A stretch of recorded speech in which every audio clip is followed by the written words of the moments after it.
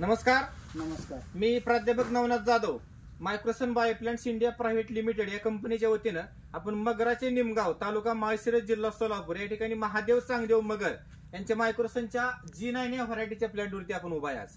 बघा शेतकरी बांधवांनो, त्यांना मायक्रोसनचा हा व्हरायटीचा रिझल्ट इतका जबरदस्त आलेला आहे की आपण त्यांची मुलाखत घेऊया आणि त्यांचं म्हणणं ऐकून घेऊया. तुम्ही शेतकरी बांधवांना तुमची ओळख करून द्या.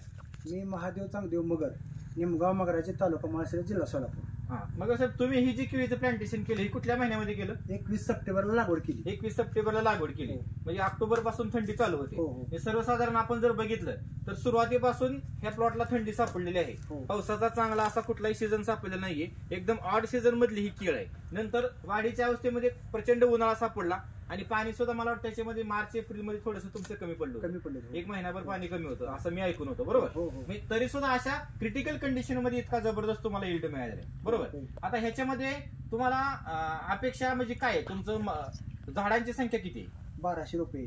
1200 रुपये आहेत आपल्या ह्याच्यामध्ये, बरोबर? आता ह्याच्यामध्ये उत्पादन गाडी गेली का तुमची ह्याच्याबद्दल? एक 9.5 टनाची गाडी गेली. 9.5 टनाची गाडी गेली. त्याच्यामध्ये रेट किती मिळाला आपल्याला? 27 रुपये काटा पेमेंट मिळाला. आणि आता दुसरी आता साहित्य येऊन पडले आज, म्हणजे उद्याच्याला दुसरं कटिंग होणार आहे. त्याचा रेट कसा ठरलाय? 27 हातात.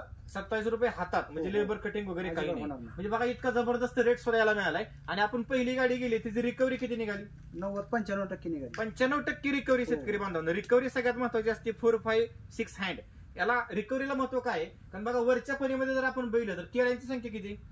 27 ते 32 27 पासून 32 पर्यंत केळा आहे. अतिशय इम्पॉर्टंट आहे. आणि शेवटच्या फणीमध्ये 20-22 केळं. 20-22 केळा. बघा इतर व्हरायटीमध्ये आपण बघतो की वरच्या फणीमध्ये 20-22 केळं असतात आणि शेवटच्या फणीमध्ये अगदी 10-12 वर केळी नसतात. त्याच्यामुळे त्याला रिकव्हरी येत नाही. ह्याच्यामध्ये रिकव्हरी जास्त येण्याचं कारण आहे की हा सिलेंडर टाईप घड आहे. म्हणजे जशी वरची फणी तशी खालची फणी.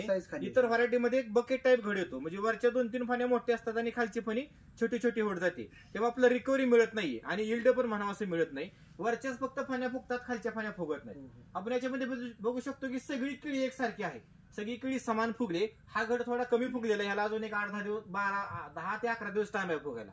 परंतु याचं आपण वजन जर बघितलं तर वजन कसं येते?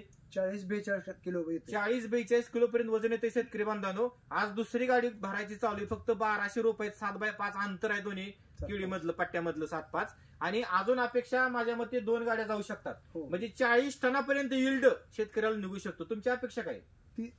35 टन आपण सरासरी मिळेल तरी समाधान आहे. 35 टन मिळेल तरी समाधान आहे, कारण रेट खूप चांगला मिळाला, बरोबर आहे का? आणि अगदी 40 मिळेल तरी काही नको आहे का? 100% मिळणार आहे. एवढं सरासरी नाही, पण एवढं नक्की 100% 35 तरी आपल्याला याच्यामध्ये मिळणार आहे. म्हणजे बघा अतिशय म्हणजे दुर्गम परिस्थितीमधली ही बाग आहे.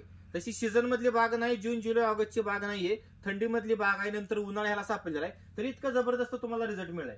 फण्यांची संख्या टोटल किती होती? 12-13 होती. आपण 10 ठेवली. म्हणजे खालून 3-3 फण्या उडवलेत. फक्त याच्यामध्ये 10 फण्या ठेवलेत. बघा 10 फण्याचा घड सुद्धा एवढा मोठा दिसतो. इतर व्हरायटीमध्ये एवढा मोठा घड दिसण्यासाठी 14, 15, 16 फण्या लागतात. म्हणजे हा 10 फण्याचा घड एवढा लेंथला, उंचीला काय दिसतो? कारण फण्यामधलं अंतर तुम्ही बघू शकता. हो, ही जी फण्यामधलं अंतर आहे का, ही अंतर फाण्यामधलं जास्त आहे. अगदी हा घड हार्वेस्टिंगला जरी आला तरी अजून फाण्यामध्ये अंतर भरपूर आहे. एकमेकांमध्ये केवळ घुसली नाहीत कुठं सुद्धा. त्याच्यामुळे याचं वजन खूप चांगलं येऊ शकतं. आणि फण्या सुटसुटीत असल्यामुळे रोगराई कुठली नाहीयेत अजिबात. येतच नाही, पाणी ह्यातून निसटून खाली पाणी निसटून जातं, त्यामुळे राहत नाही. व्हायरस तुम्हाला किंवा करप्या कुठं दिसतो याच्यामध्ये? अजिबात नाही. ती पानाची जाडी संख्या आहे, जरा पानाची जाडी जास्त असल्यामुळे, पानाची जाडी जास्त असल्यामुळे करप्या नावाचा रोग येत नाही, दिसलाच नाही, किंवा व्हायरसला पण बळी पडत नाही. मुळी एकदम जबरदस्त आहे. हो, मुळी चांगली चालते, त्याच्यामुळे वरती करप्याचा विषय नाही. आपण बुंदा बघू शकतो शेतकरी बांधवांना. हा जर आपण बुंदाचा घेर बघितला तर सर्वसाधारण किती इंचापर्यंत हा बुंदा आहे? 40 सेंटीमीटरच्या आसपास आहे. 40 ते अगदी 45 इंचापर्यंत. 40 ते 45 इंच, म्हणजे जवळपास 4 फुटापर्यंत हा बुंद आहे. 3.5-4 फुटाचा हा बुंदा झालेला आहे. इतर आपण घड बघू शकता. बागेमध्ये सगळे घड एकसारखे तुम्हाला दिसत आहेत, कुठेही लहान मोठा असं नाहीये. आणि हार्वेस्टिंग आपण बघू शकतो की सुरुवात करून आज एक 6-7 दिवस झाले. म्हणजे 15 दिवसामध्ये सगळं माल संपतोय. म्हणजे असा जबरदस्त शेतकऱ्याला रिझल्ट आलेला आहे. बघा तुम्हाला जसा रिझल्ट आला तसं इतकं शेतकरी बांधवांना सुद्धा हा रिझल्ट येणार आहे. तर तुम्ही ह्या कंपनीच्या रोपावरती समाधानी? पूर्णपणे समाधानी, 100% समाधानी. शेतकऱ्याला जर निसर्गाने साथ दिली हा. तर चांगल्यापैकी रिझल्ट मिळणार. चांगल्यापैकी रिझल्ट मिळणार आहे. आणि पर्याय आपण बघू शकतो की महाराष्ट्रामध्ये शेतकऱ्याला मायक्रोसन हा एक जबरदस्त उत्तम पर्याय सध्या झालेला आहे की त्याच्यामुळे शेतकऱ्याचं उत्पादन सुद्धा वाढणार आहे आणि खर्च सुद्धा कमी होणार आहे. हो. बरोबर. आणि यील्ड सुद्धा शेतकऱ्याला खूप चांगलं मिळणार आहे. बघा, तुम्ही आमच्या कंपनीची रोपं वापरली, तुम्हाला जबरदस्त रिझल्ट आला, तसा इतर शेतकरी बांधवांना रिझल्ट यावा अशी ईश्वरचरणी प्रार्थना करू.